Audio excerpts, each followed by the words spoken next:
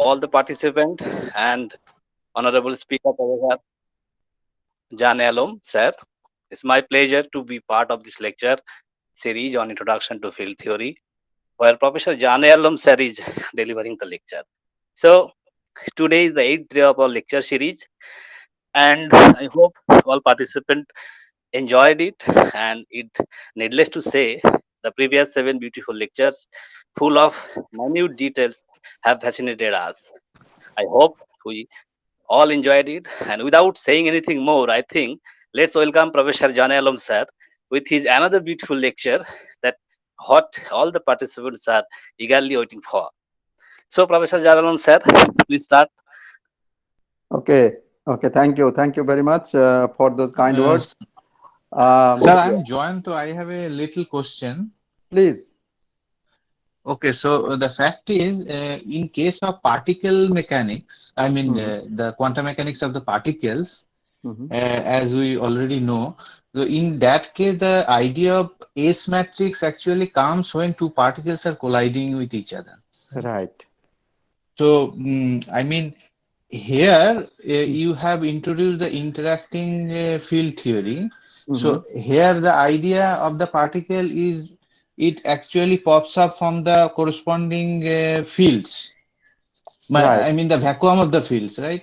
No. So the idea of S matrix here is specifically which? I mean, is the Yeah. fields are interacting and that is why the case or the particles that are popping up from the vacuum of the fields that are actually colliding or interacting. I mean, Okay. uh, Okay. Okay. Thank you. I understood your question. No, here the particles are not popping up from the vacuum. What we are doing uh-huh, here, you'll see, if you can look into this Lagrangian density, yesterday which I wrote, there is uh-huh, two kind of field. One is phi and phi star. This phi field is the complex field.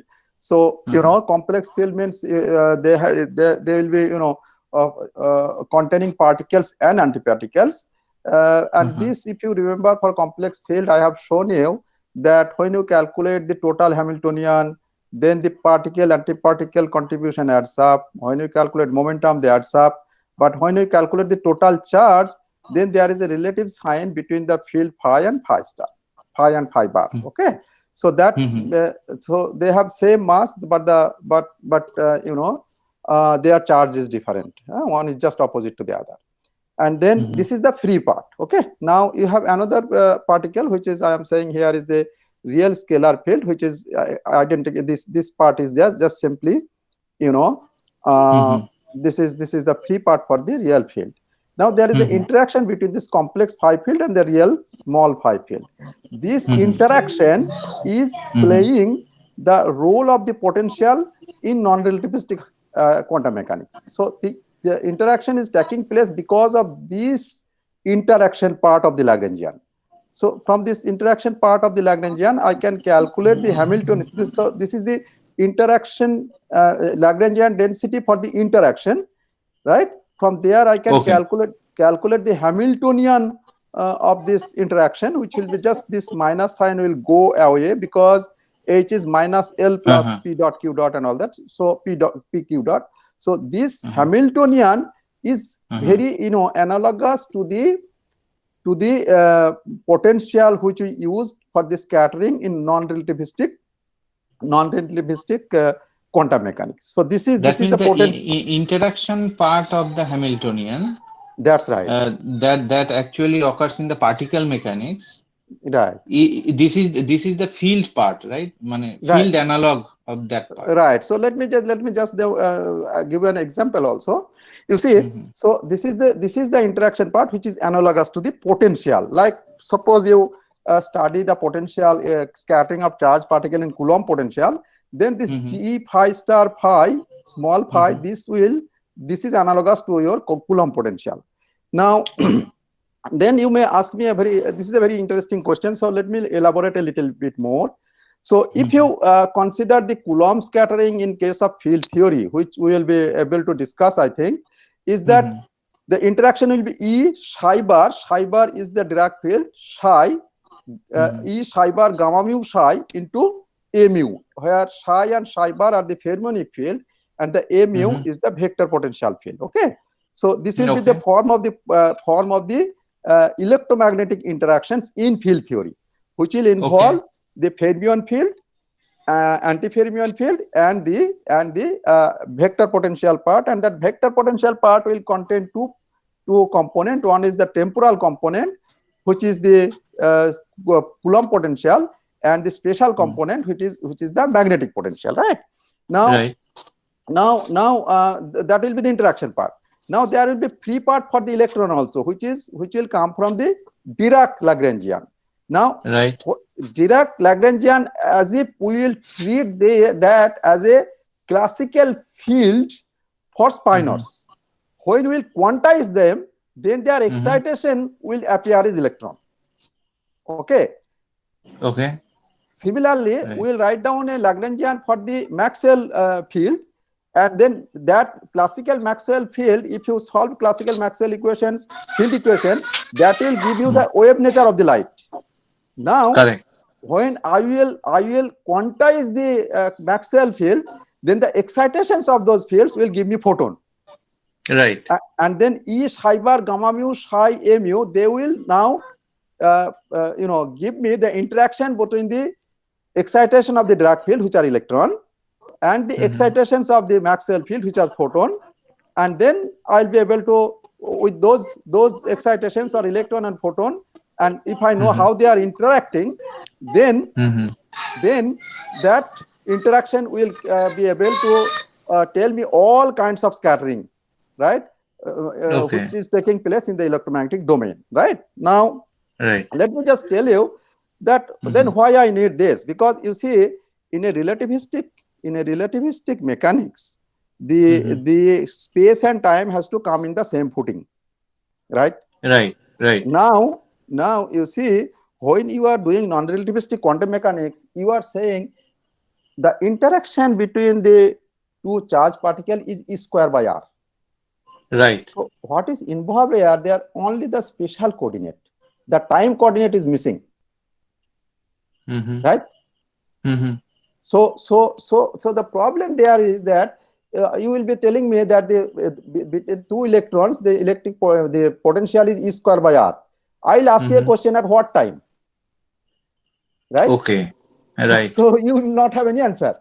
But if I construct the interaction between the photons and the electrons in this field theoretic way, right, in a Lorentz invariant way, and then the space and time will appear as an argument of the vector potential field, as an argument of the psi and psi bar field, right? So then I have then in that kind of interactions, I have taken care of the special theory of relativity in letter and spirit. Now you may ask me, okay, but in the non-relativistic domain, the interaction is Coulomb E square by R. Right. I can show you that if I take a low energy limit of that, then I will get that E square by R potential. So now I understood. Right. So in fact, I will tell you, in the higher order, the potential, Coulomb potential, will not remain E square by R. It will have a correction like E square by R plus some constant times Dirac delta function of R. Now that correction actually helps you to even describe the lamp shift in the atoms. So those kind of theoretical considerations are very important. I mean, E square by R is the Coulomb potential. That Coulomb potential is valid only in the low energy domain. Okay. Now, from here, I mean, when suppose two electrons are colliding and they are coming close to each other, I mean, then what we saw from the yesterday lecture, I mean, consequently, not specifically, so we may consider that the electrons are exchanging an photon. Right. So that is coming from, will come from here. I mean, the interaction that is there in the non-relativistic domain is only the Coulomb part. Right. I mean, there is no exchange between the photon and the electron. Right. Because that is weakness. Right. So that is the weakness of the whole thing, that you will not be, the interaction is always E square by R. I mean, you will not be able to specify any time coordinate for those. So that's the problem. And why? Now, again, one small thing, that is Please. how that photon is the virtual photon. I No. mean, the reason I am asking it, because I have the electron. I mean, the electron is coming from its own field. The particle is coming from its own field. Right. Now, two fields are as if I can assume that two electrons are coming. They are actually coming from the same field, or two electrons are from two different fields. I mean. Absolutely. And how these, if I need a photon, then I need a bosonic fields extra. Right. So let me just tell you then. Let me just tell you how it is coming into the picture. So let us have a look at this S matrix. Can you see this? Yes. So let me just see a leading order S matrix. So this S2. So this is the S matrix we are talking about, and you see what is appearing here within the time order product are the interaction Hamiltonian, HI, right? So this is the interaction part which has defined my S matrix. So this scattering is taking place because of these interactions. And what are the objects they are getting scattered? Those are the objects which I got by quantizing the free part of the Lagrangian. Okay, excitations of those free fields, they are the particles. Okay, now you see, in case of and they have different argument. You see, in let us consider this S2. You have, this is G phi star phi at x1, and other Hamiltonian is at x2. You see the argument as two different spatial positions, space and time both, because that contains both. Now what is happening there is in S2, let us say. Now you have, let us for the time being I explain you terms of electrons and photons. So for you will have a field psi. So suppose this is electron field phi star is the, it is the, say, conjugate of that field, and then this small phi is the mu, the photon field. So there will be two fermion field there also and one photon field, because the interaction Hamiltonian will be E psi bar gamma mu psi. So you have two fermionic field, psi bar gamma mu psi, two fermionic field, and mu, one photon field at x1. And but that phi star is coming from the anti particle, right? Yeah. So yes. Unless you have the antiparticle, then phi and phi star will be same. Okay. Now you have x1. So you have E psi bar gamma mu psi into mu, and then at point x1, another one you have E psi bar gamma mu psi at x2, right? Now there is a time order product. Now I have told you the time order product I can write as a sum of, as a normal order product with all possible contraction. That is the Wick theorem, right? Yes. Suppose this mu field I contract with the mu field, so that will become the propagator, right? And the propagator will be always in the internal line. So when I am saying internal line, then that will give me the process E plus E minus going to E plus E minus, or electron going to electron plus electron, or positron plus positron going to positron plus positron, etc. Please note, I am not saying, when I am talking about these reactions, I am not mentioning photon, because photon is in the internal line. So electron plus electron going to electron plus electron, elastic scattering. Similarly, electron plus positron going to electron plus positron. That is the elastic scattering, because I have contracted the mu field, that means photon is in the internal line, right? Now what I can do, I can contract one psi field with another psi bar field, right? Psi I can contract. When I contract psi field, then my internal line is electron, because then my internal line will be electron, right? And right, and the photon is not in the internal line, but I have contracted one psi with another psi. So, Mhm. so one psi with the another psi bar. So, you know, I have contracted the, so my propagator will be in the electron then. Then my photon can come in the external line. That will give me the process photon plus electron going to photon plus electron. Like Compton. Right. Why I am saying photon is now I am talking in the incident and final channel, because photon I have not contracted, right? Right. Here the electron I have contracted, the electron will come in the internal line, right? So Right. interaction specifically will give you all kinds of interaction, all kind of two particle going to two particle process in electrodynamics, right? Mhm. Right? Mhm. It will depend Mhm. which field you contract. If you contract the photon field, then only electron and positron will come in the incident and final channel. But if I contract the psi field with another psi bar field, then photon will come also in the external line and electron will appear in the internal line. So that will be, you know, that will give me the possibility of describing Compton scattering, where photon appears in the incident and the final channel. Right. So just what I Right, have, but in that case, the cross section will matter, right? I mean, which process will dominate? absolutely. So that's another nice question. So you see, whatever I have discussed here, if you just follow na, you will get all possibilities, because just I have said the time order product is contraction plus normal order, normal ordering or And possible contraction.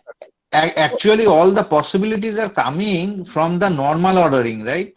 Right. I mean, the time order product, if the time order product is decomposed into different normal ordering, so different normal ordering is actually giving me different Feynman diagram. That means Right. different channels or possibilities. Right. Okay. So that is what I am saying. And whatever you contract, that will not never come in the external line. They will come in the internal line. Right. Now you are saying the cross section will be certainly different for, say, electron positron scattering and Compton scattering. And Yes, the other possibilities. right. Cross section will be different because you see, when I am contracting the two photon field, then my propagator is will be proportional to 1 by 4 momentum square. But when I'll be contracting the fermion field, then my propagator will be 1 by p square minus m square, electron mass square. Right. So internal lines will be different, external lines will be different. So cross section will be different certainly. Magnitude will be different certainly. Okay. Right. Okay. So this example I will elaborate more maybe tomorrow. But today so any more question? Sir, hello. Yes, please. Sir, I have a question. Please.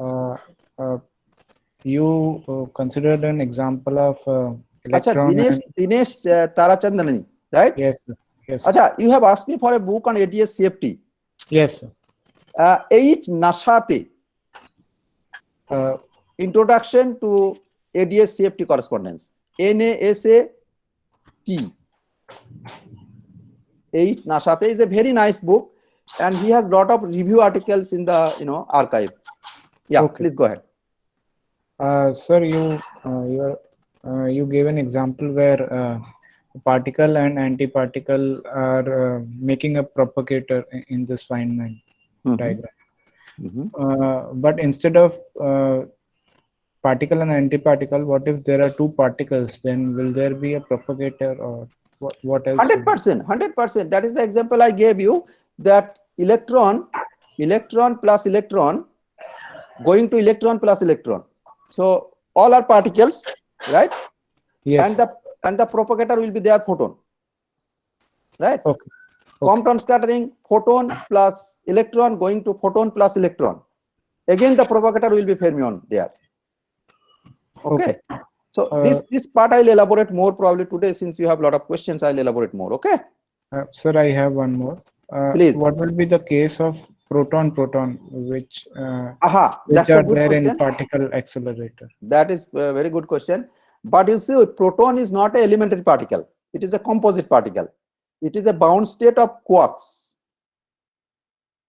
Yes, right? Sir. But the field theory which we are discussing now, cannot describe the composite particles, right? It can describe, but then you will be making an approximation, right? So it cannot describe the scattering of the composite particles, because composite particles has a finite size.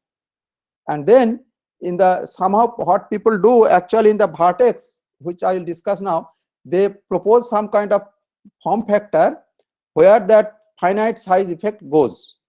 But to answer your question at the moment, I would say don't apply this as such for the case of proton, because it is a bound state of quark. They are not elementary particles. Okay.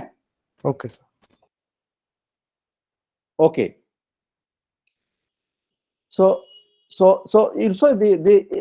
Feynman rules, as I have discussed yesterday, it has external line. Ingredients are in external lines, internal lines, and the vertex.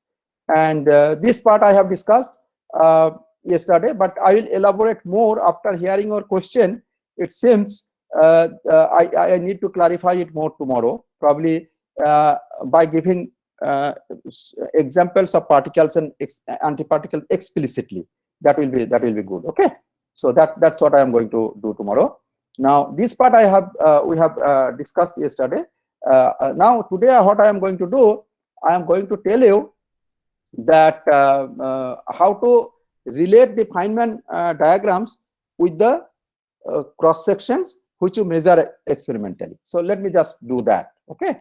And the, if you just try to work out little bit by yourself, it will be very easy for you, because as you see, all the possibilities are there in two particle going to two particle scattering. It depends if I contract two particle fields, two particles, then in case here the problem is that the positron and electron are not coming explicitly, because we have not yet discussed the electromagnetic theory. There it will come very explicitly, but you have three field here, and you have the possibility of contracting a pair. So that will give you the internal lines, and whatever is there without contraction, and they contains both the particles and antiparticles of all possibilities, and right. So those particles and antiparticles will scattering in matrix, you will get, or Feynman diagram you will get you from this particular expression itself. I'll give that more detailed writing tomorrow. The limitations in giving online lecture is that in physical lecture I would have just drawn this in the board and told you, but the limitation here is that whatever I have written, I have to limit myself on that. Okay. Now let us see how the Feynman diagrams are connected with the experiment. So the S matrix, as I described, is S into S equal to 1 plus IT. This one I said the particles, two particles are coming to interact, and there is a possibility that they will miss each other. So there will be no interaction. So that is one. And then IT, this part contains the interactions. And this also can describe the decay of the particle. I will come later to the decay of the particle with some comments, of course. So this S matrix which we have derived, which it contains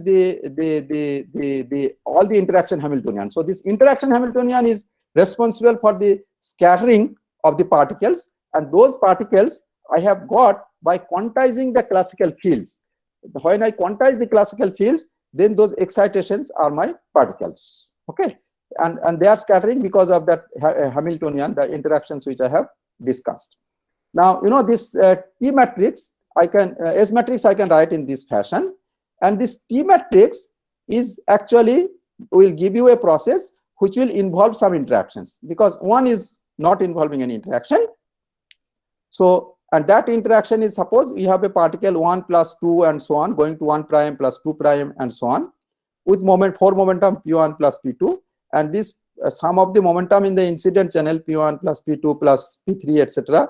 must be equal to P1 prime plus P2 prime and so on. So this is the energy momentum conservation law, and any interaction should follow that energy momentum conservation law. You cannot violate energy momentum conservation law and get a process. That is not possible.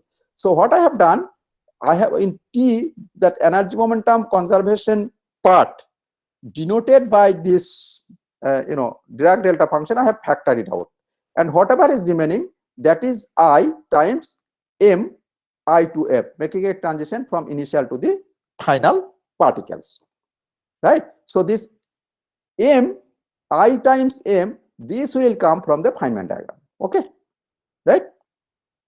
Like the example which I have given you yesterday, that there are two scalar particles, they are scattering phi and phi star going to phi star. Now the amplitude for IMF, this IMF for that particle is, for that diagram is like this, right? Feynman diagram. Why I am not touching these two vertex together? Because you see, when I have contracted the Hamiltonian here, please note that is very important. There are two different points, x1 and x2. They cannot be same. And that 2 points are connected by the, by the propagators.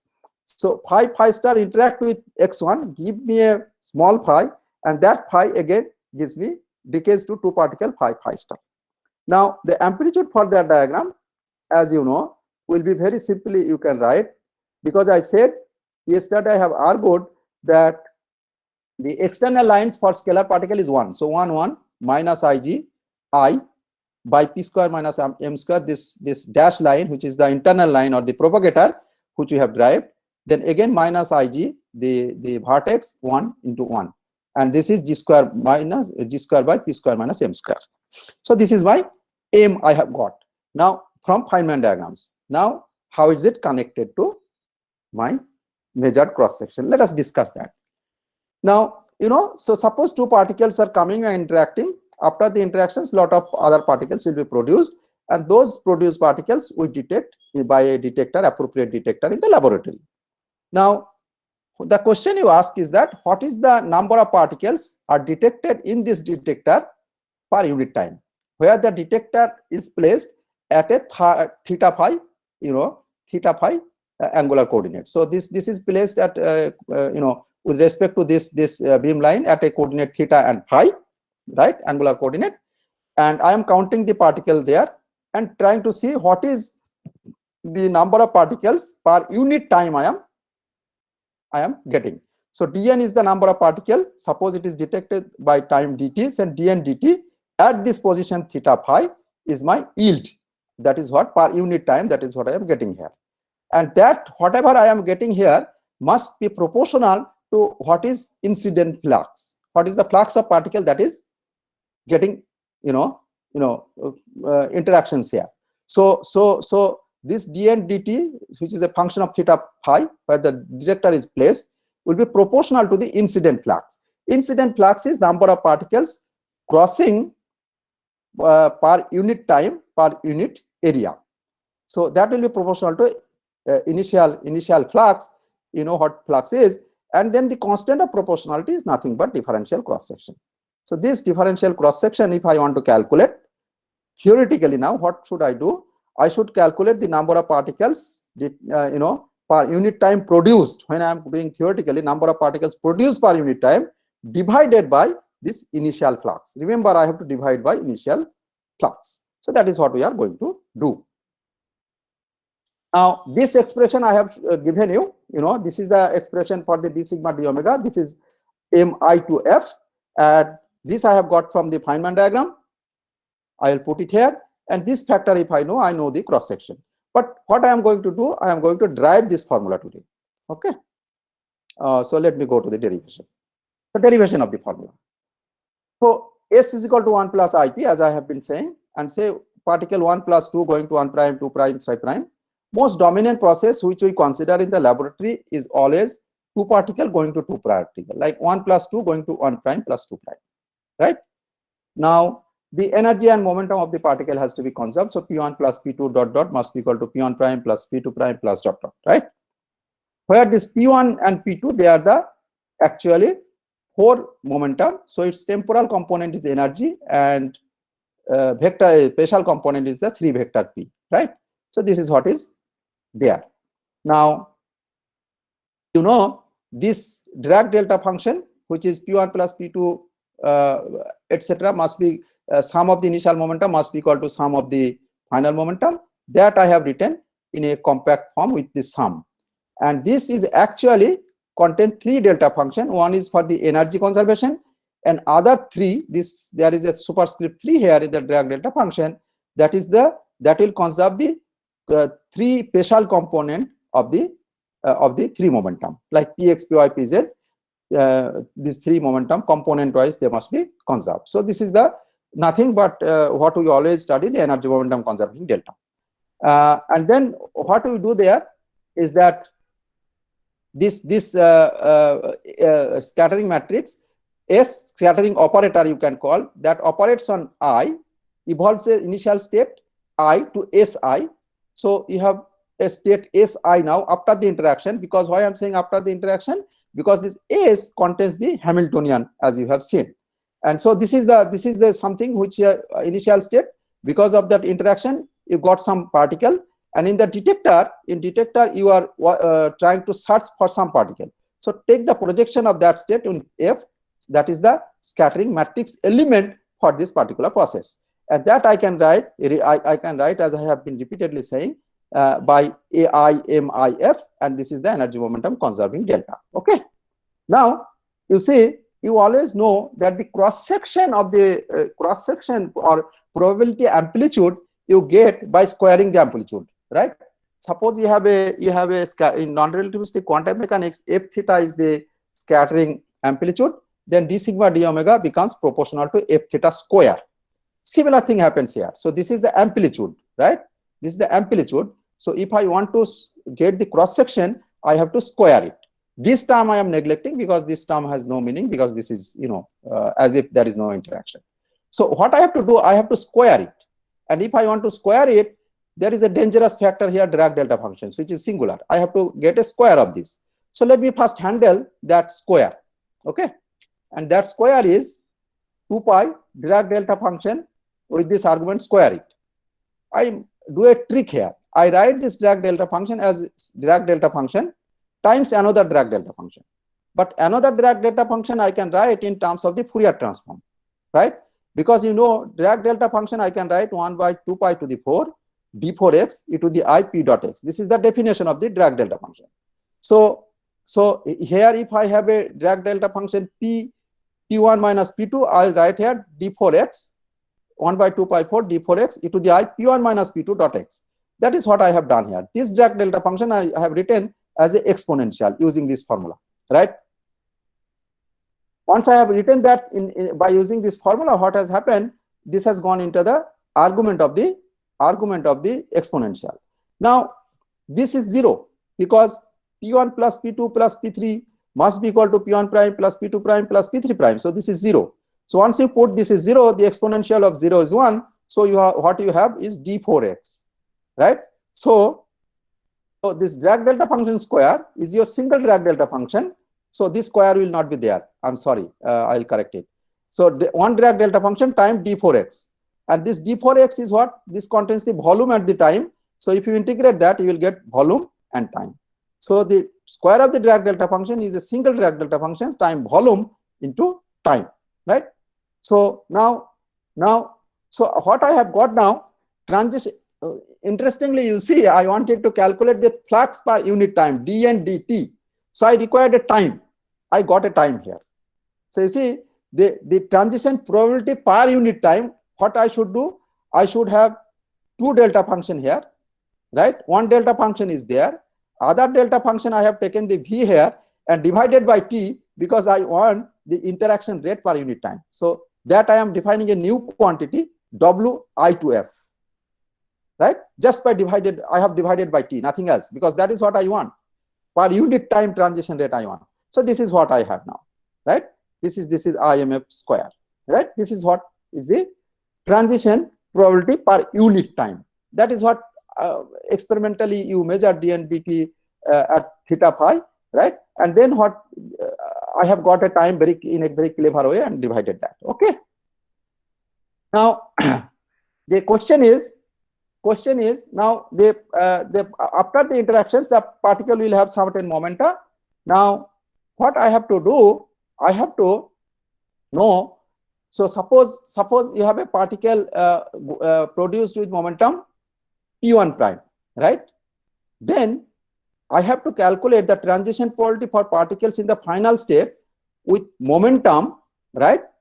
With momentum denoted by, in a volume element, momentum volume element. This volume is actually a volume element in the momentum space, not in this, real space. So what is the probability that a particle is produced with momentum between p1 prime and p1 prime plus d cube p1 prime?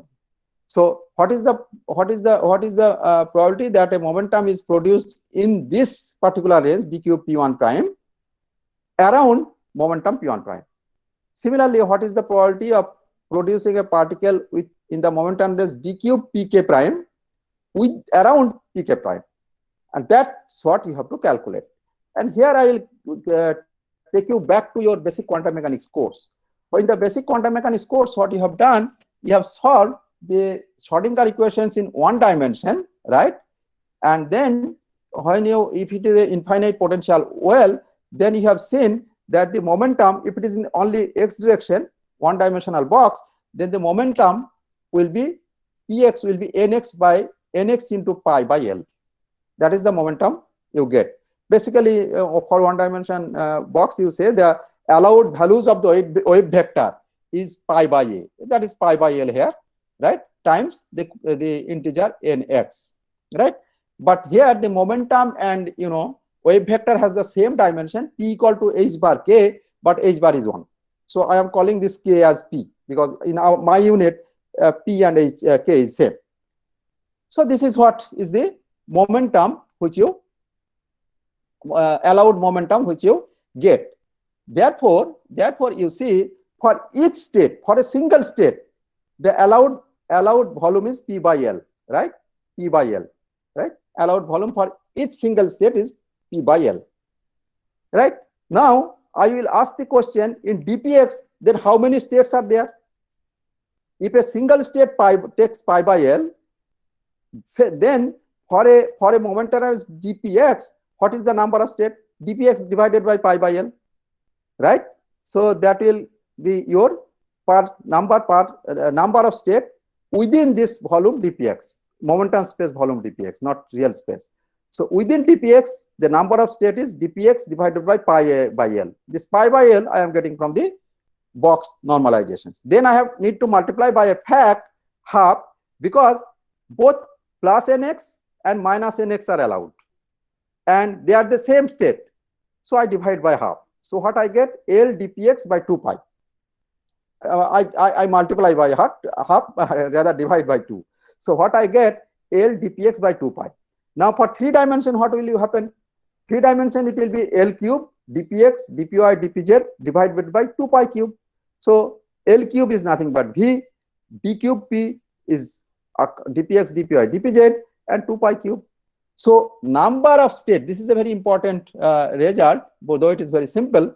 The number of states within this phase space is v d cube p divided by 2 pi cube. That's all. Now we use the normalization of the state as 2 EP into v. I will give you a clue here how you get this 2 EP v. You see, when you have normalized the Schrodinger state, Schrodinger wave functions, solutions of the Schrodinger equations, what you have put the condition is psi star psi d cube x equal to 1. Now if psi star psi is a plane wave, then psi star psi will give you 1, right? So d cube x will just give you v. So v will be equal to 1, right? That will indicate that you have 1 particle per unit volume, or the density of the particle is 1 by v. That is what you get in Schrodinger equation. But relativistically, you need to have 2 EP. Let me give you 2 arguments. One is that d cube p is not a Lorentz invariant quantity, but d cube p by 2e is Lorentz invariant. That is what I have discussed on the other day. That is one reason. But this 2EP also originates from a very interesting, you can get in a very interesting way. In the Klein-Gordon, I have written down the probability density for the Klein-Gordon field as I phi star d phi dt minus phi d phi star dt. Now suppose you take phi is e to the minus IET, then you will get, when you take d phi dt, you will get minus IE, and when you get d phi star dt, you will get IE, and those minus IE and minus IE will add up and give you 2E with a I sign, but in the probability density there is a I sign outside, that will cancel, you will get a 2E, right? So in relativistic theory, since the probability is not like psi star psi, it is phi star d phi dt minus phi d phi d phi star dt. So from there, this 2E actually originates. So the normalization is now, you're not V like Schrodinger, but 2EPV. When you take that factor into account, then the number of states become V d cube P by 2 pi cube, that I derive, and then by divided by 2EPV. You see VV get cancelled, and the number of states is d cube P by 2 pi cube divided by 2EP. And now you know this d cube P by EP is Lorentz invariant, right? Because you know, suppose you take a motion in x direction, here dpy dpz will remain constant, dpx will transform according to Lorentz transformation, but u will also transform, and there will be a cancellation, and it will remain invariant under Lorentz transformation. Okay. And if you have k number of particles in the final state, for each particle you will have this kind of factor, d cube p1 prime by 2 pi cube p1 prime, like this, k such factors. Okay. So then your cross section will be, this cross section which I have defined is this transition probability per unit time. Remember, I divided by, you know, divided by t, so that this became you know, I to f from m to if. And then as I said, the cross section, when you calculate, remember I had to divide by initial flux, this is fin. These factors are coming from the incident particles, and then d phi k for two particles are incident there, E1 plus E2. That means two particles are coming and interacting, and in the final state, k particles can be produced. By colliding two particles, you can produce two particles, you can produce n number of particles if you have enough energy. And d phi k is the number of states available within this volume, as I have argued. So this is what you got, right? Now the differential cross section d sigma omega d sigma then is given by the number of particles scattered within this, you know, solid infinitely small volume d phi k, right, divided by the incident flux. That is the definition of the cross section. As I said, d and dt is proportional to f initial, right, and constant of proportionality was the cross section. So this is like your d and dt divided by the incident flux, right? So now you can calculate the initial flux that will be given by the relative velocity of the particle 1 and 2, which are coming and interacting, divided by the volume. So once you put that, you get this as a d sigma. So this is your d sigma, the differential cross section. If you put all the figure now, mi to f, this will come from the Feynman diagram, and this is the phase space factor. I'll come back to this, I will evaluate this. And you know, so this is the cross section for two particles going to many particles. This is the cross sections. From there, actually, you can also calculate the decay of a particle. What do you mean by decay of a particle? Or a single particle, it through some interactions, it goes to two or more particles. That is what we call a decay. So here, what I have done, two particles going to many particles. Now, same expression I can use when one particle going to many particles. What I should do? I should do just, you had a 2E1 factor coming from the particle 1. Particle decay is considered in most of the cases when it is at rest. So 2E1 will become 2ME1, and 2E2 will not be there because I have only single particle, and then it is decaying to two particles. So the phase space factor d phi k will have just two particles, d cube p1 prime by 2E1 2 pi cube, d cube p2 prime by 2 pi cube 2E2 prime, and the matrix element for 1 going to 2 times again the energy momentum conserving delta. So what I am saying, same cross section formula you can use also for decay of the particles. You may ask here a very important question, that when a particle is decaying, that means when we derive the S matrix formula, we have assumed the particle is coming from remote past, from t equal to minus infinity, right? Then if a particle decays, then you say that particle has a finite lifetime. You cannot take it to t0 going to minus infinity, right? So this formula will be valid when the particle has a lifetime which is much more the interaction time scale. Otherwise, it will not be valid. If a particle decays very quickly, then you cannot apply this formula, because in the formula I have assumed that I need a state of the particle, free particle state at t0 equal to minus infinity. But a decaying particle will not exist at t0 equal to minus infinity. By the time it will reach your target, your time, it will decay. So that's the assumption that only long-lived particle you can apply this formula. Now let me take a very specific example and show you how to calculate this cross section d sigma differential cross section. So 1 plus 2 going to 1 plus prime plus 2 prime. So I am using the same formula which I have derived little while ago. Only thing is that here I have in the final state k particles, 1 prime, 2 prime up to k prime, pk prime. Here I will have only 2 particles. So 1 by 2 e1 2 e2, that factor was there, you see, that factor was there, 2 e1 2 e2. Then the v1 minus v2. Then d cube p1 prime by 2 pi cube for particle 1 in the final state, d cube p2 prime by 2 pi cube for the particle in the final state, 1 by t1 prime, 1 by 2 e2 prime. This was there. This I have just derived. This is the number of states available in the final state times m square, which is the matrix element square, times the Dirac delta function, which will ensure that energy momentum is conserved. Now let me do this integration. This integration let me do first. Okay, d cube p1 prime by 2 pi cube. This I do first. What I do is this 4 Dirac delta function I can write as a product of 3 Dirac delta function, like for the 3 momentum components and energy momentum delta functions for the conservation of the energy. So 4 delta.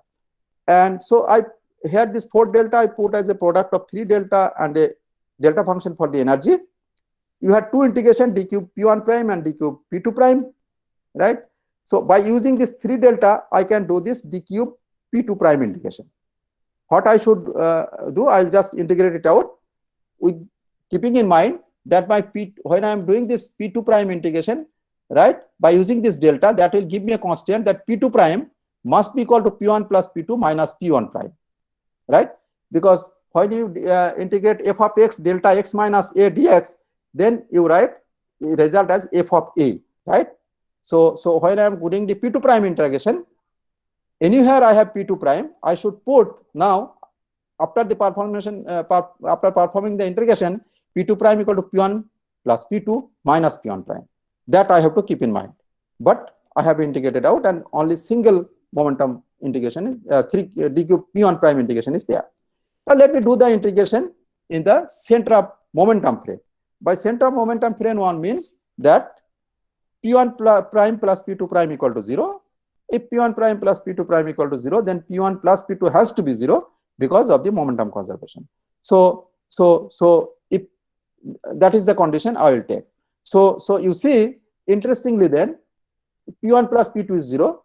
So p2 prime integration will only tell me that p2 prime, whenever there will be a p2 prime, I should put minus p1 prime, right? That is what. Okay, fine. Now we have to do this integration. Now u1 plus e2 equal to minus u1 prime minus e2 prime. This u1 plus e2 is nothing but the center of mass energy, total energy of the particle 1 and 2, so ECM. So u1 prime is ECM minus e2 prime. So I square it, and what I do, u1 prime square I can write like this.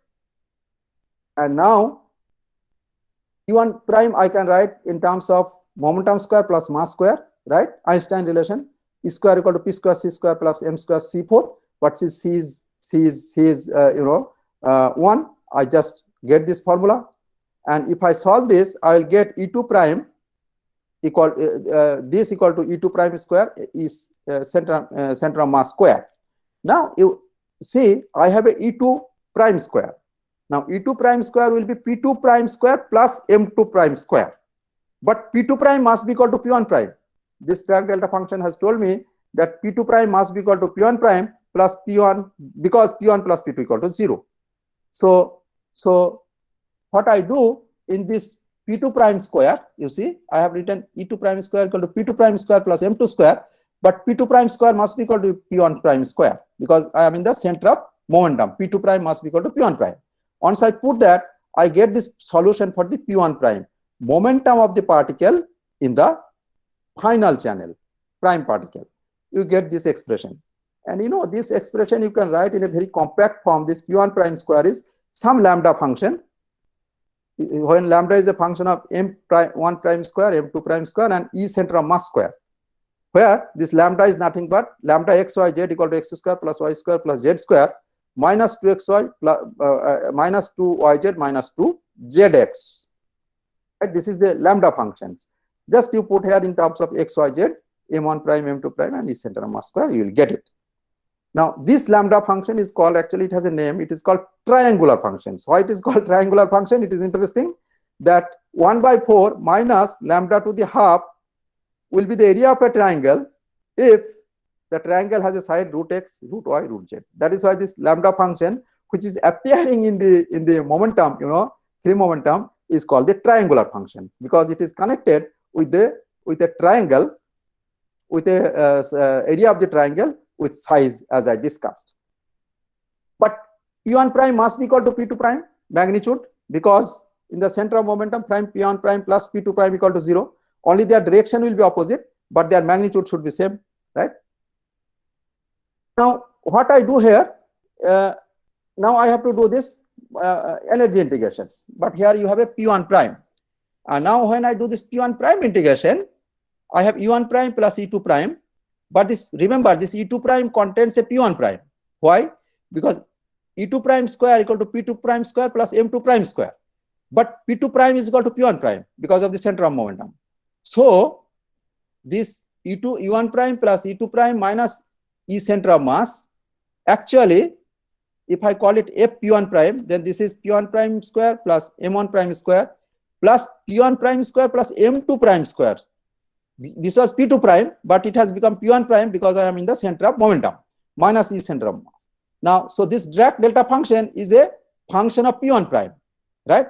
Now, you all know if you have a Dirac delta function is a function of, you know, another function x, I can write that as a Dirac delta function with, you know, x minus x naught, where x naught is the root of fp prime and divided by its derivative evaluated at the root.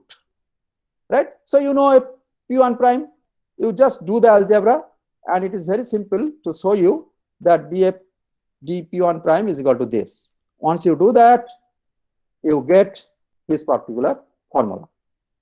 This P1 prime into ECM is coming from the derivative.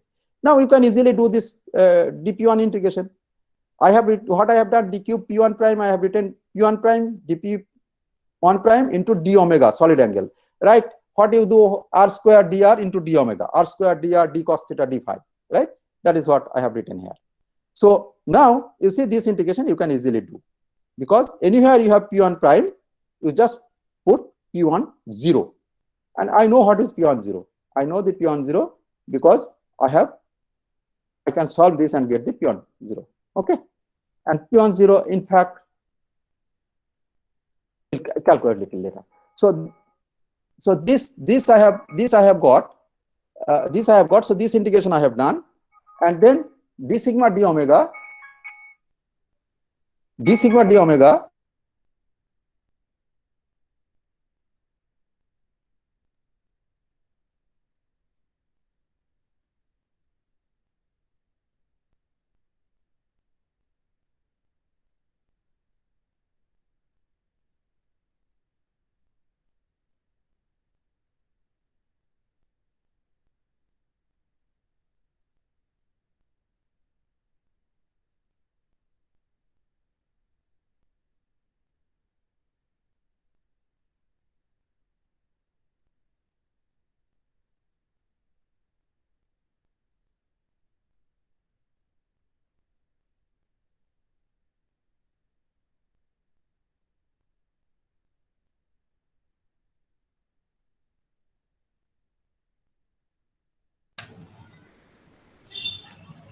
Sir, you are muted, I think.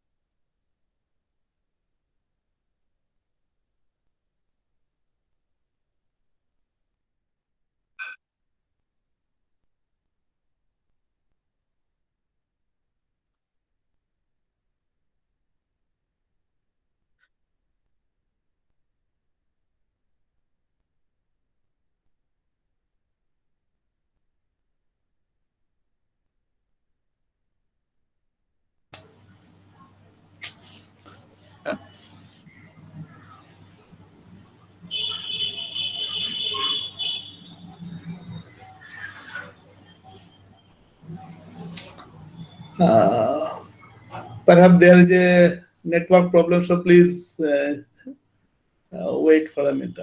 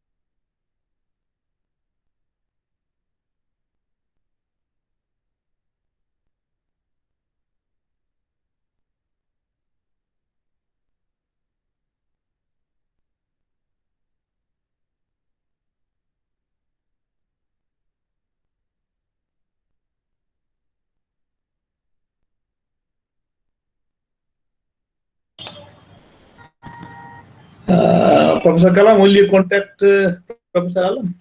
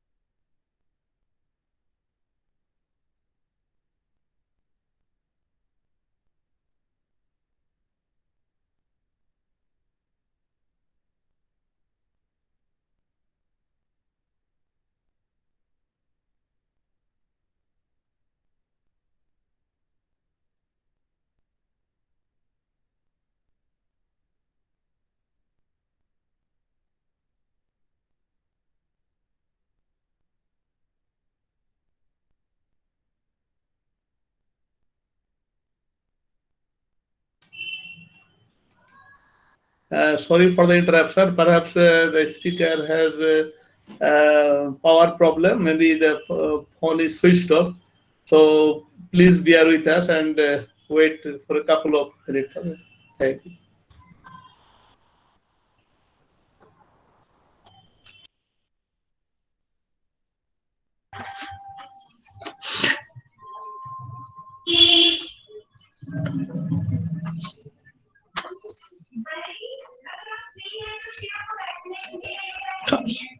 I tried twice to connect him, but his phone is switched off. Perhaps a problem arises. Wait for a few minutes. Yeah. Let's wait a few more minutes.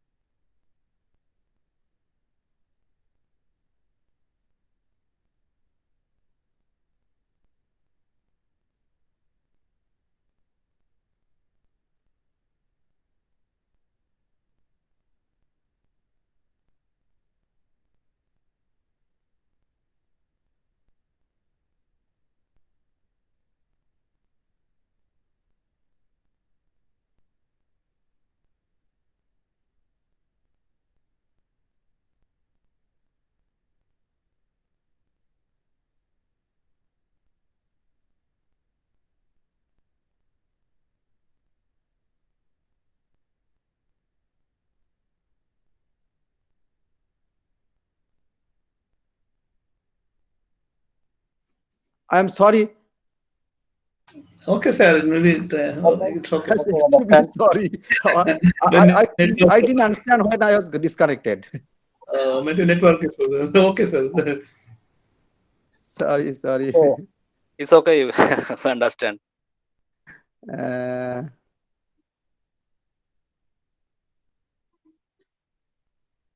So what was I discussing when I got disconnected?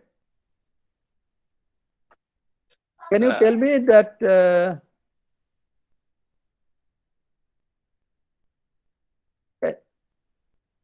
Hello? Hello? Hello? Can you tell me when I was disconnected? Yes, sir. You were explaining the. I think you finished this part. You have to slide down, I think. So this, Yeah, this yeah. Yes, you have discussed. Yes. Yeah, this portion. Yes, this Okay. portion. Yeah. Okay. So let me. Sorry, Yeah. I'll go from here. Okay. Okay. No problem. So the differential cross section d sigma is given by the matrix element square divided by 2 4 e1 e2. This is coming 2 e1 from particle 1 and 2 e2 from particle 2. v1 minus v2 is coming from the relative velocity between the two incident particle, and then this is the energy momentum conserving delta, and d phi k is the phase space, which is I have just derived the expression for that. This is d phi k is d cube p1 prime by 2 pi cube 2 e1 prime. So this is the number of states available for particle 1 prime in the final state. That how it is number of state, that also I think I have described. So this part is done. Now I am taking an example that I'll consider a particle 1 plus 2. It can be, you can say, electron plus electron going to electron plus electron. It's a elastic scattering. Or electron plus positive one going to electron plus positive one. Okay. So this kind of reactions, let me see what is this d sigma. And this d sigma, what I am doing, I am just general formula I have derived, 1 plus 2 going to 1 prime, 2 plus 2 prime plus up to k prime. So this I am just taking 2 particle in the final state. It is a special case, and this is the most important case because most of the time we consider the reactions 2 particle going to 2 particle. So this is the differential cross sections which I get 1 by 2 e1 2 e2. That same expression I am just writing for 2 particle. This, see, I have written d cube p1 prime and d cube p2 prime, but the general formula contains up to d cube pk prime. So this is the expression for d sigma which I have derived. Now what I am saying, I will take this only do this Dirac delta function integrations. This part I will perform this phase space integration. So this is the phase space part of the integrations. Like, just I am not writing the other part repeatedly, m square and all that. I'm just doing this particle integrations. So d cube p1 prime by 2 pi cube 2 e1 prime. Similarly for particle 2 prime and Dirac delta function. So Dirac delta function, for Dirac delta function, I can write as a product of 3 Dirac delta functions corresponding to the 3 components of the momentum to be conserved, and the other is the energy conserving delta functions, right? So I have 2 integration, d cube p1 prime and d cube p2 prime. So d cube p2 prime means I have 3 integration here, dpx prime, dpy prime, dpz prime. That integration I can do by using these 3 delta functions, right? p1 prime plus p2 prime equal to p1 plus p2. This Dirac delta function I can use and do this integration, right? So if I do that, then only integrations which will be remaining in d cube p1 prime, right? And then this delta function is gone because I have used it for this integration. The energy momentum delta function is energy delta conserving delta function is remaining. Now what I do, I go to center of mass frame or center of momentum frame to do this calculation. In the center of momentum frame, what happens? This momentum of the particle 1 plus 2, right, is equal to 0. And since the momentum of particle 1 plus 2 must be equal to momentum of the particle 1 prime plus 2 prime, so that must also be 0. So that will indicate to me that p1 will be minus p2 and p1 prime equal to minus 2 prime, p2 prime. So that is what I will get. And if I do that, then what I get is very interesting, is that this e1 prime plus e2 prime is equal to center of mass. E1 prime plus E2 prime must be equal to E1 plus E2. But in the center of mass frame, that E1 plus E2 will be the center of mass energy. And this center of mass energy I know because I know what is the beam energy I am colliding with. Now this E1 prime I can write in by using Einstein relation in terms of the momentum and mass, P1 prime square plus M1 prime square. Actually it is P square C square plus M square C4, but C is 1, so I get this. Then I get, by squaring I get this particular expression, and then what I do, I write this as E2 prime. You have a E2 prime here. Now E2 prime will contain a square root of P2 prime square plus M square. So that is why again I square it. So if again I square it, then I get a E2 prime square. Now E2 prime square is P2 prime square plus M2 prime square. But P2 prime must be equal to, P2 prime must be equal to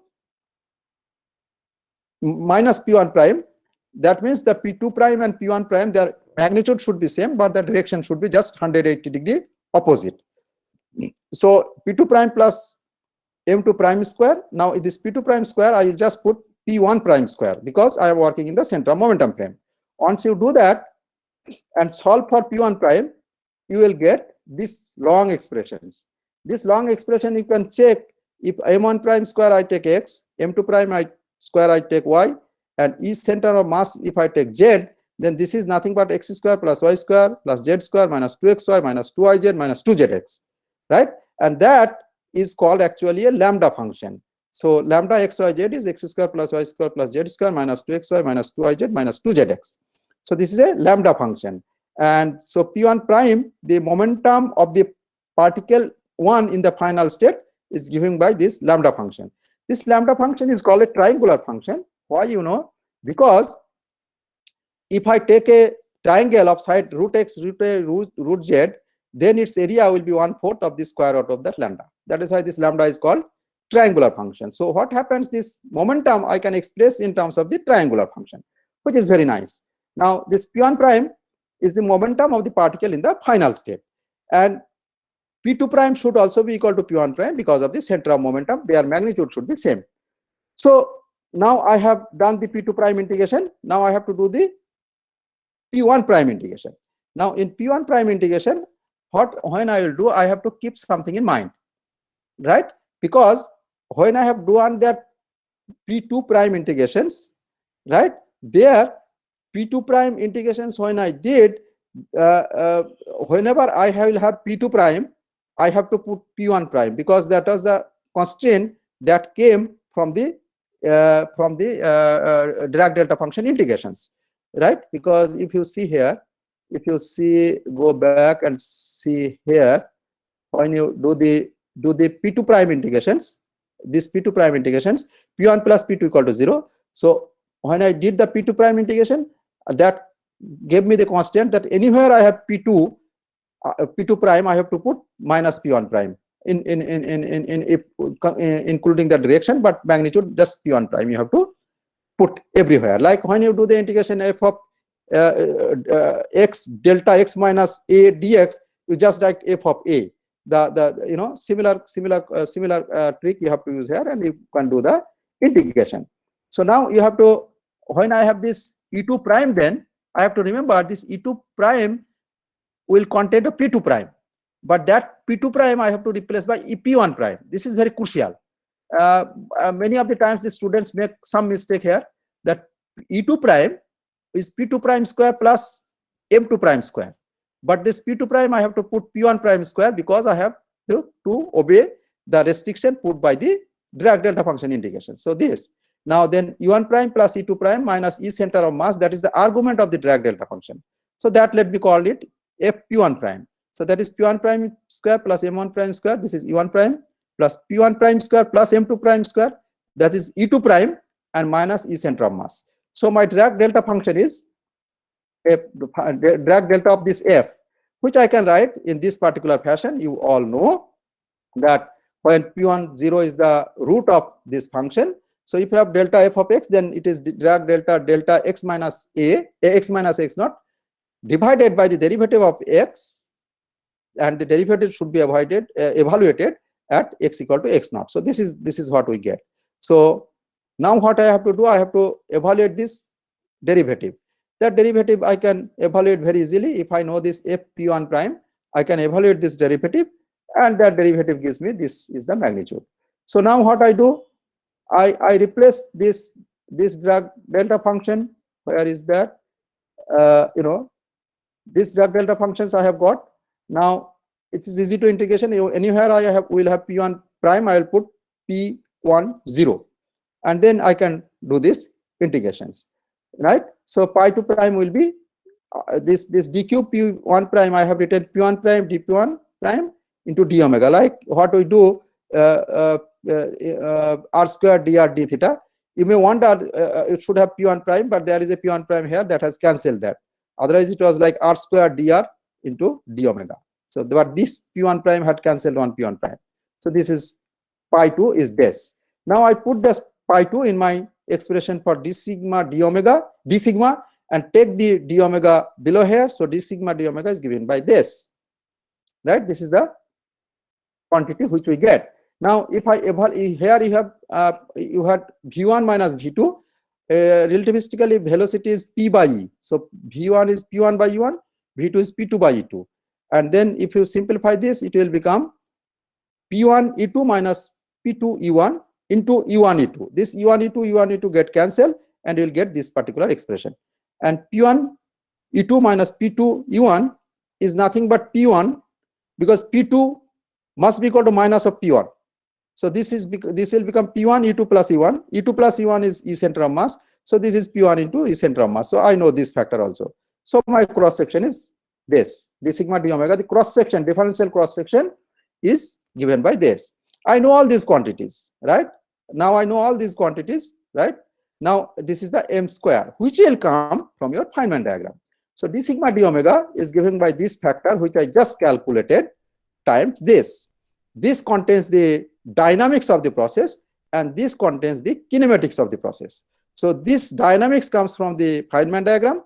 Why I'm saying it is dynamics, because this part MIF, which has originated from the scattering matrix, and in the scattering matrix, you remember there was time ordered product of the interaction Hamiltonian.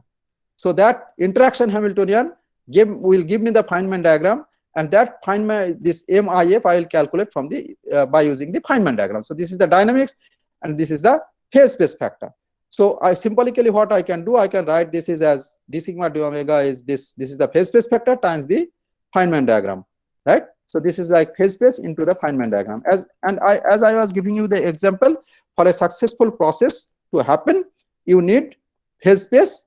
The phase space for that particular process should be available, and also the dynamics should allow this, right? Like as I gave you the example, if you playing cricket, then the interaction between the ball and the bat, that is the dynamics, and that will come from this, that is the dynamics. This is like the m square, which will come here from the Feynman diagram. And this phase space is that you must find a gap in the field so that you get a successful run. So to get a run, there must be some gap in the field, which is phase space, and then your bat must interact with the ball, which is this. Now, you can take an example of this. You can take an example of this, like a neutron can decay to a proton plus electron and a antineutrino. This is allowed both by the dynamics, the interaction will allow it, and phase space will allow it, because neutron mass is little more than the proton mass. So this decay can take place. But a proton cannot decay to a positron and a neutron and a electron neutrino, right?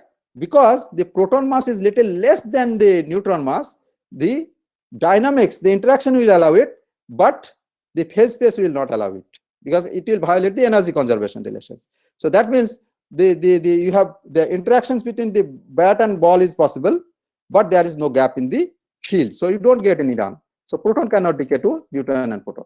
Now our main purpose is that this cross sections is phase space, which I have calculated, times this matrix element square.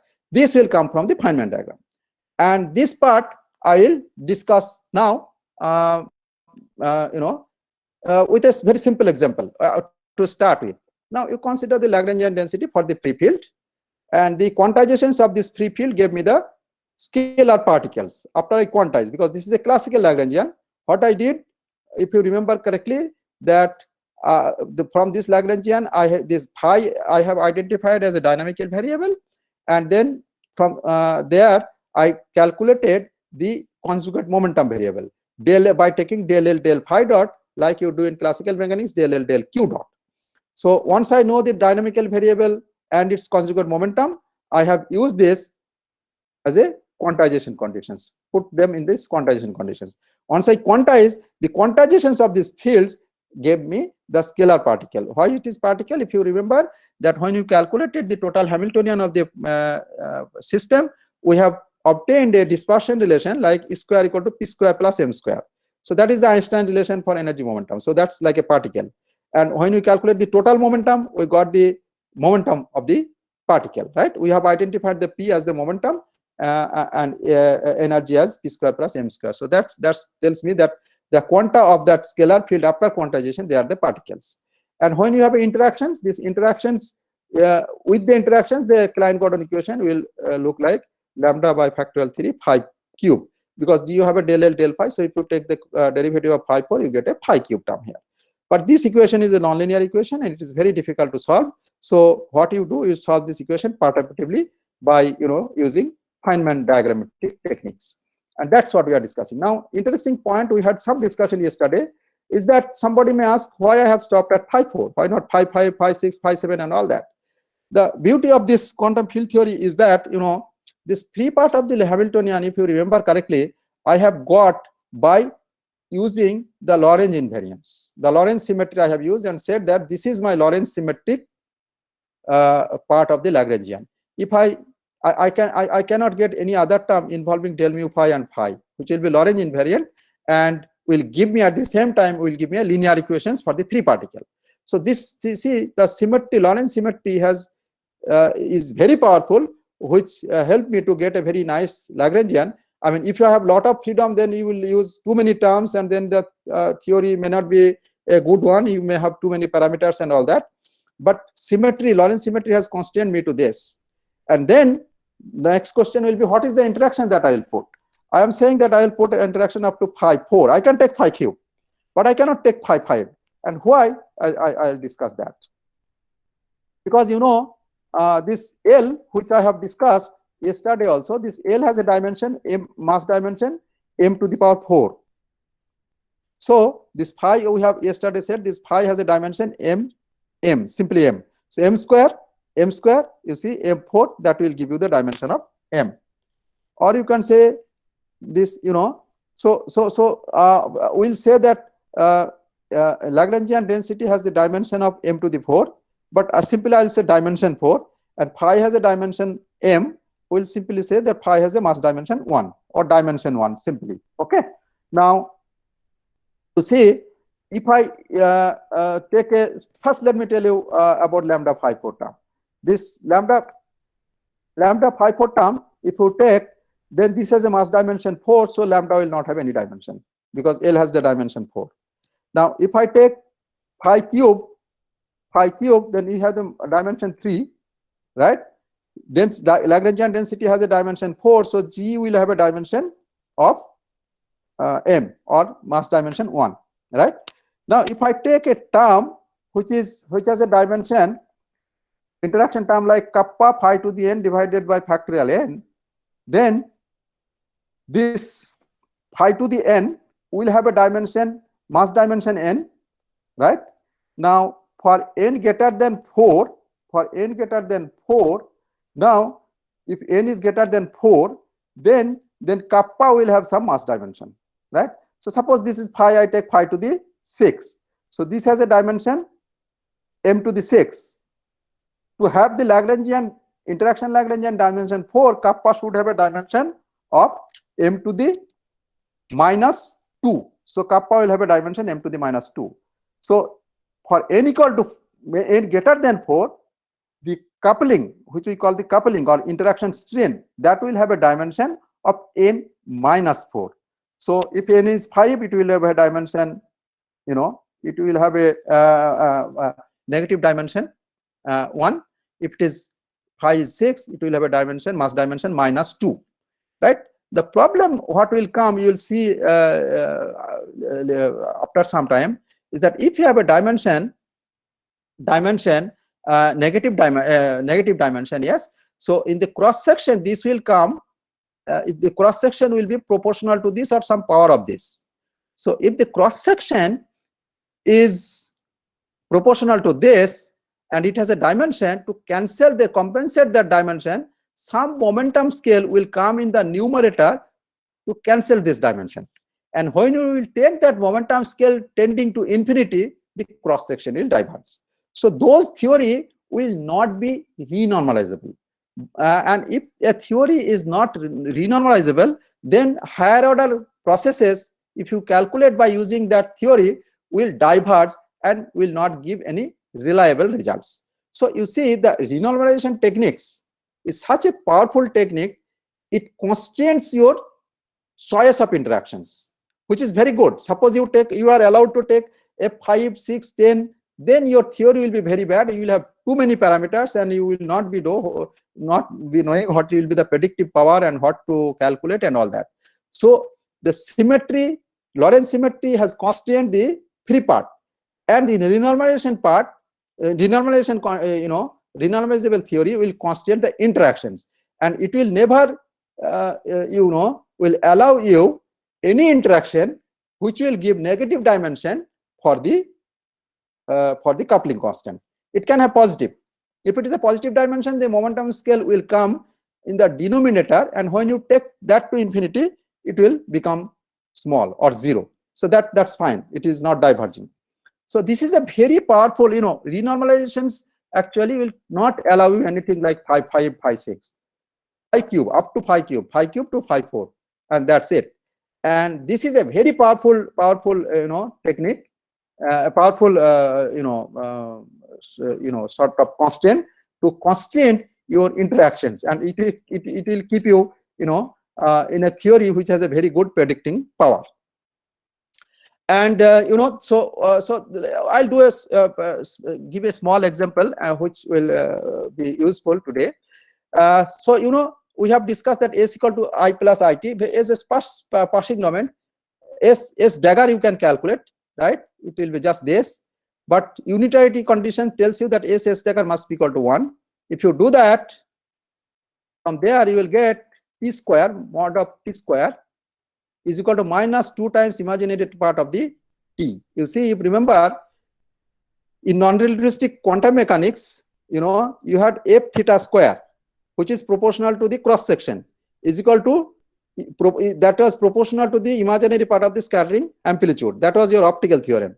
So this is actually the quantum field theoretic version of the optical theorem, and this is very important, in calculating higher order processes and all that. So just that remark I made here, nothing else. Now let me come back to tell you the constraint on the choice of the interactions.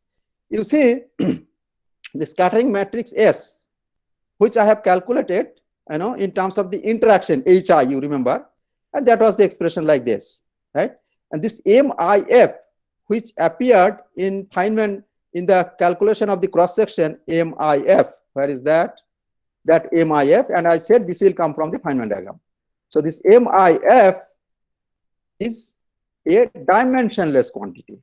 M is a dimensionless quantity, right? So if M is a dimensionless quantity, now you see what is going to happen. Sorry. Sorry. So M is a dimensionless quantity, right? Now, and it is appearing in the cross section, right? Now, as I mentioned, so if M is dimensionless quantity, if I calculate MIF by using the Feynman diagram, it will contain the coupling constant, right? And if the coupling constant has a dimension, then your scattering amplitude will be proportional to that coupling constant. And coupling constant has a dimension to compensate that some quantity or momentum with mass dimension will come in the numerator. If it has a negative dimension, it will come in the numerator, and when you take that to infinity, this will diverge. right? So this is a big problem. I have written here in detail. You can check this. So that is why the interaction with coupling having negative dimension should be avoided, because this is dimensionless. Let me give you an example that will make things more clear, right? Feynman rules for Phi-4 theory. You know the external lines are 1. Yesterday I explained why it is 1. Internal lines is just the propagator, I by p square minus m square, and the vertex. Vertex, when you calculate for lambda Phi-4 theory, lambda by factorial 4 into Phi-4, right? Now this all the phi has 4 phi has the same argument x. So as if all this phi, they are meeting at a common point x, and if you have 4 phi, you can join them to a common point phi in factorial 4 ways, right? But out of 4 I can choose 1, right? Then out of remaining 3 I can choose 1 in 3 ways. So for in the first case I can choose them in 4 ways, and once I choose one of them, then I have 3 more phi I can choose in 3 ways. So, and then I will have 2, so I can choose in 2 ways, and then 1. So 4 3 1, that is factorial 4.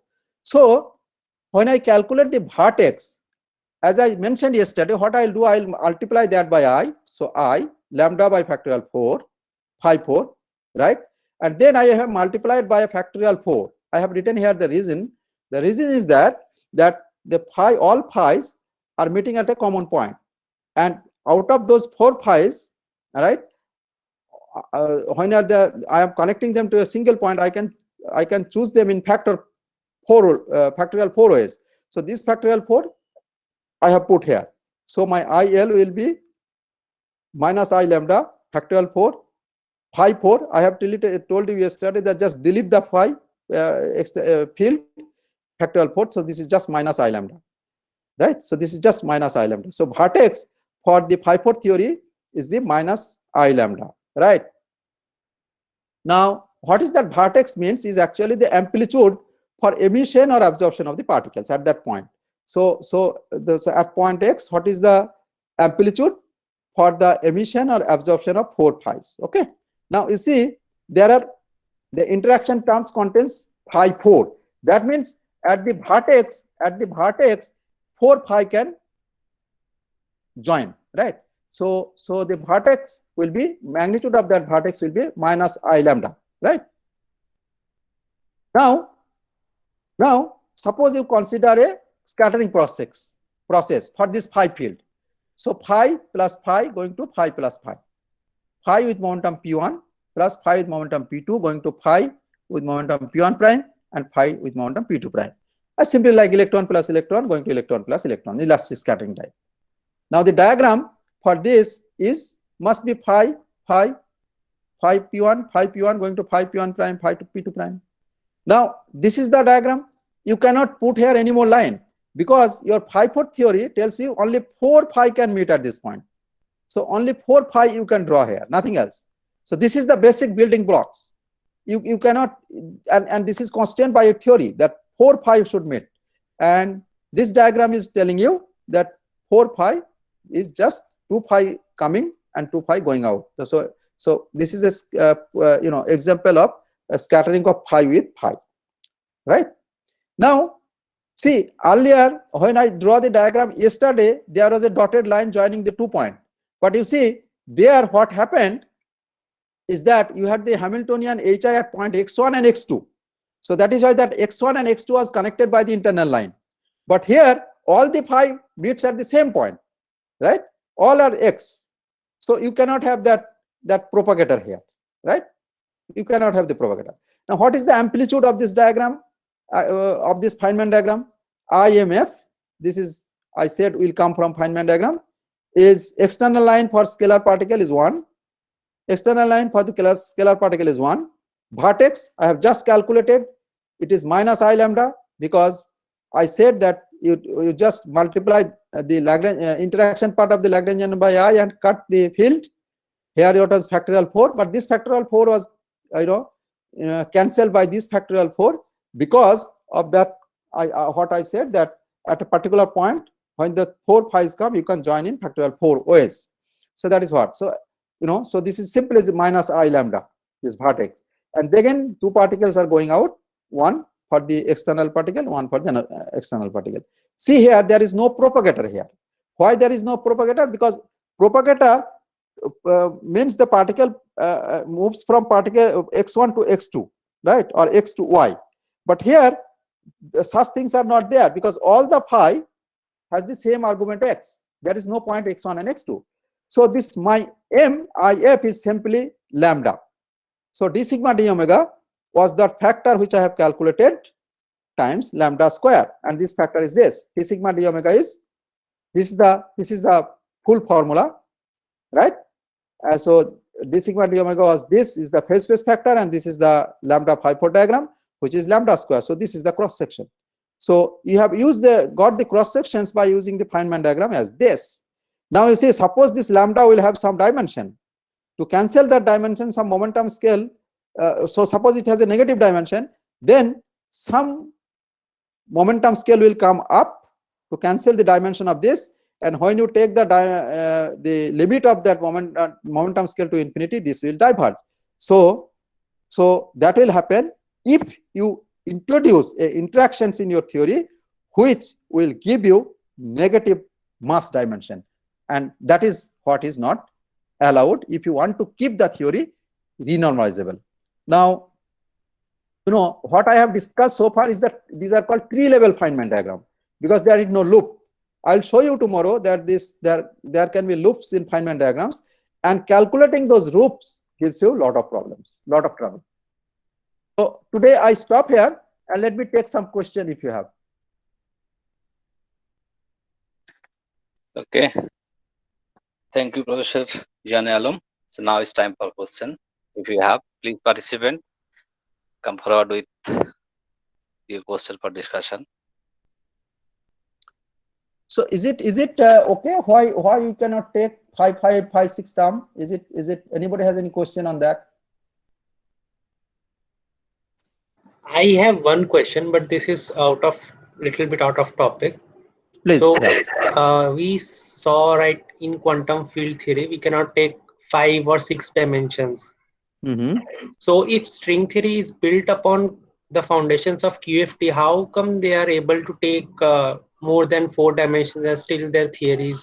No, no. The basic difference here is that that here in quantum field theory, when we say we are considering points, particles are like points. Yes. And now when you talk about strings, it is one-dimensional objects. One-dimensional objects. Yes. So that is not the quantum field theory as we are discussing. Okay. Okay. So it is different. It is different. It is a one-dimensional object. Okay. Okay. But here we are talking about points. They are particles. Point particles. Yes. Right. So that is why and suppose you go to do a calculation in lower dimension, 2 dimension, 3 dimension, then pi cube term you can take. That is no problem. How? Okay. Because what will happen there is that your L, if you take, suppose you do a calculation in 2 dimension, then your action will be d2x L.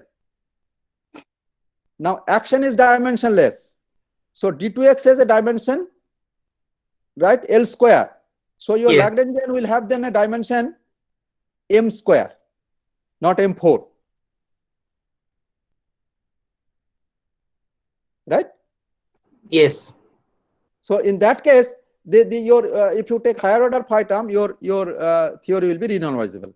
But our real space is, everyday life we only feel 4 dimension, 3 space and 1 time. Yes, that is true. Yes. Okay. So that is why we are discussing 4-dimensional field theory. Yes. Yes. Okay. Any more question?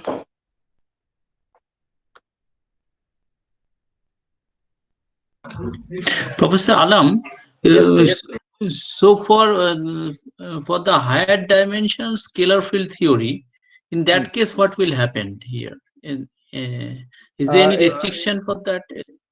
No, it's 4 you see, if you how this constant is coming, you see that since you are doing 4 dimension theory, and yes, the action is d4xl. Now suppose you do a calculation in n dimension, then your action will be dxn l. So your dnx will give a dimension L to the n. So your Lagrangian density will give you a dimension L to the minus n, or m to the plus n. Now, if you take m to the plus n, then you see whether for n dimension your coupling. If now you take some power of your phi field. Now check in that dimension whether your coupling constant has again a negative mass dimension. Up to the point it doesn't have the negative mass dimension, you can take your fields. Oh, I see. Yeah. Okay. That you have to keep in mind. Yeah. Fine. Okay.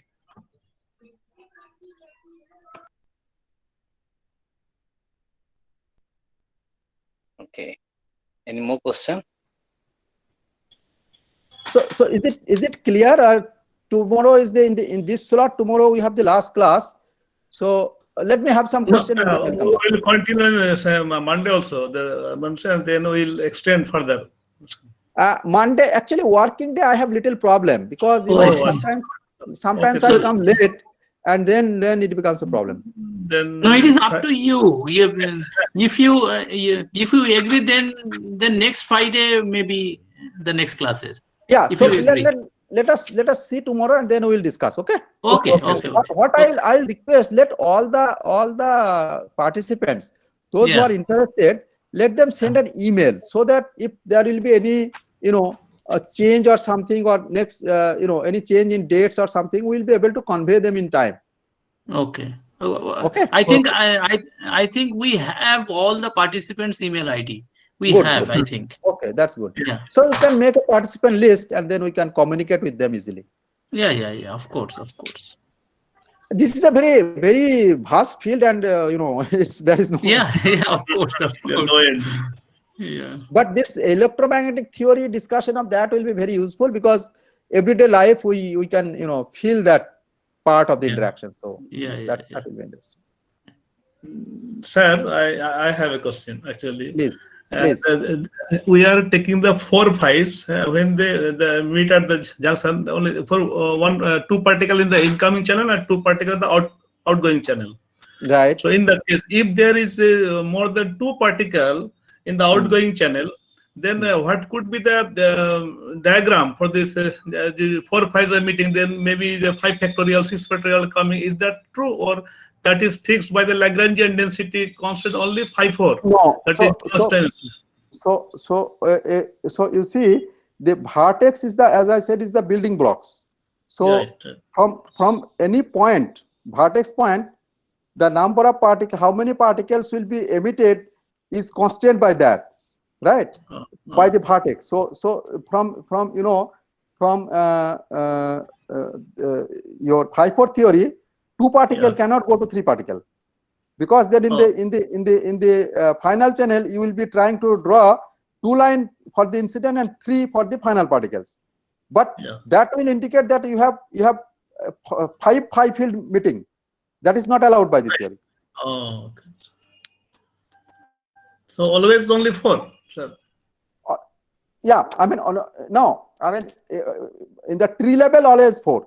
Yes, but in that S matrix which I have written, you have sum over n equal to 0 to infinity, right? So if you take if you take the higher order terms, you may get more, but you have to always remember that in one particular point, I will not be able to have more than 4 particles or less than 4 particles. One particular points, I have to have always 4 particles. Okay. So that is the constraint. Then if you don't do that, then